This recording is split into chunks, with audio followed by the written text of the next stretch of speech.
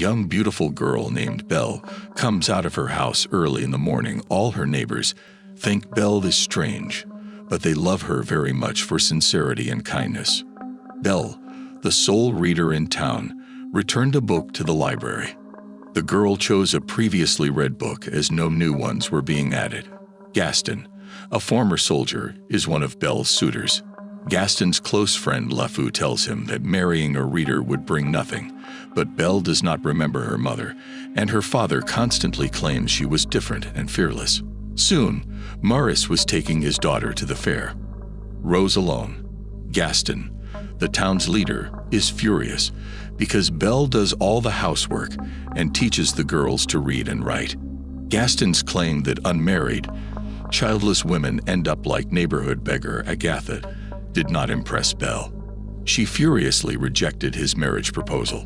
When wolves chased Maurice into the woods, he found himself in the snow in June and tried to force his horse away. Are you enjoying this video? Click that sexy subscribe button.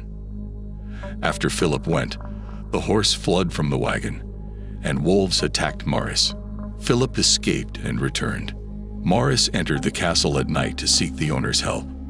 The torches were lit, but the owner was nowhere to be seen. Voices also started. Maurice was scared because strange things were happening around him, and he did not know the castle's furniture was alive.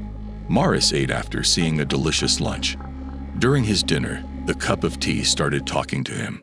Maurice panicked and ran away, but he realized he had promised to bring his daughter a rose.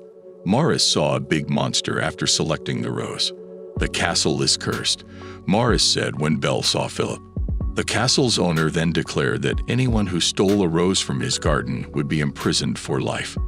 Belle accepted the sentence because she wanted the rose.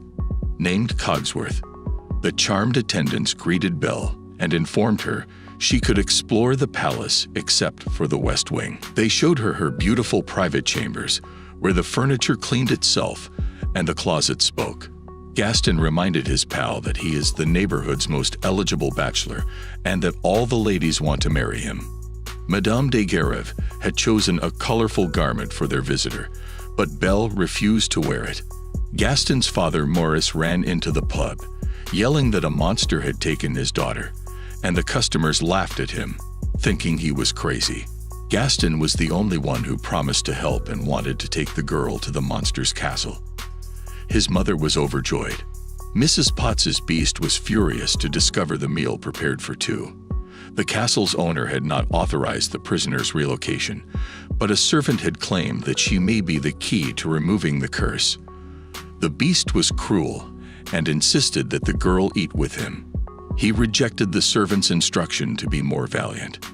Belle refused the beast's supper offer, and the castle's owner said she would starve if she didn't.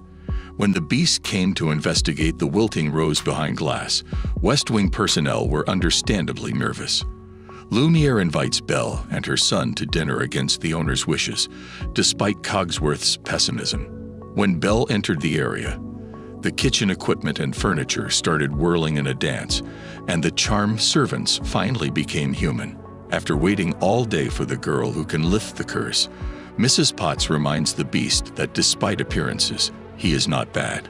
Heart left Belle went to the West Wing despite the servant's advice and saw the young prince's painting Claude.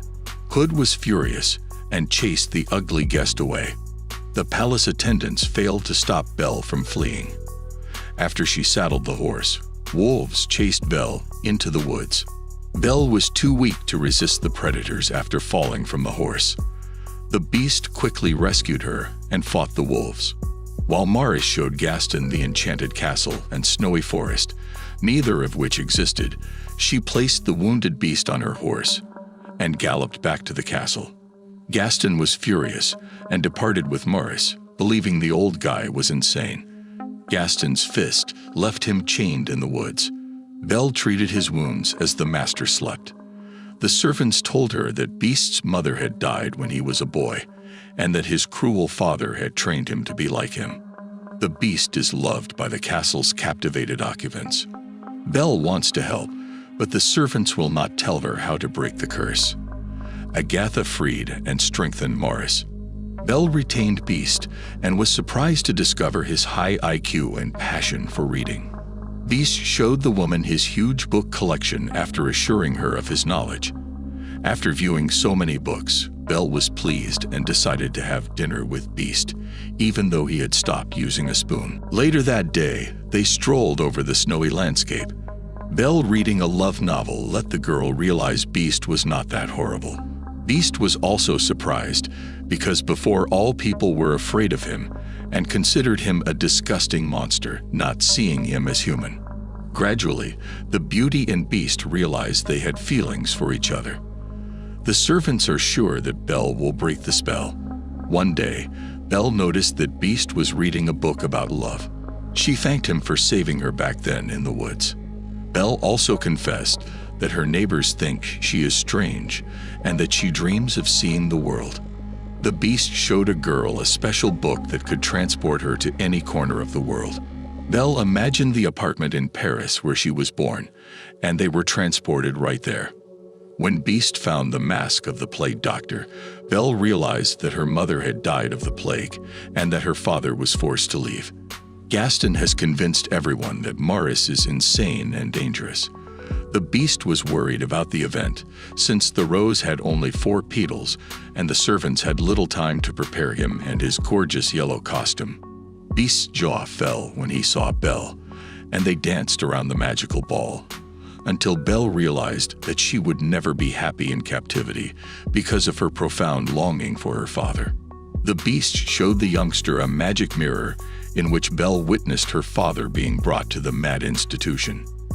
Knowing this was Belle's last opportunity to save her native people, he let her go and gave the glass to the girl so she would remember him. Belle ran to the enchanted castle and showed the Beast that she had been there. Beast let the girl go because he loved her. Maurice was carried into the carriage. Gaston offered to help him with Belle, but he declined. Gaston rallied the people to chase the monster with torches, pitchforks, and spears. Belle attempted to tell them Beast was safe, but they shoved her into the carriage and took her home to her father. LeFou disapproved but remained with the Beast because he was terrified of his companion. Belle's father, a mechanic, picked the lock as she tried to flee to notify Beast. After Maestro Cadenza fainted on LeFou, the charmed servants plotted to defend their castle against the Beast, who had lost all desire to live. Gaston failed to aid his friend. Belle ran to her lover, while Mrs. Potts saw her husband, who had lost his memory along with the kingdom. LeFou caught her. Gaston persisted while people fled the castle in terror. The Beast did nothing to stop him. Gaston shot Belle after realizing she loved Beast. Belle was appalled to see the rose virtually withered and the castle falling. Gaston and the Beast fought. Beast let him go, but Gaston shot him in the back with his meekness. Prince Adam and Belle were honored with a feast when Mr. Potts found his son and wife.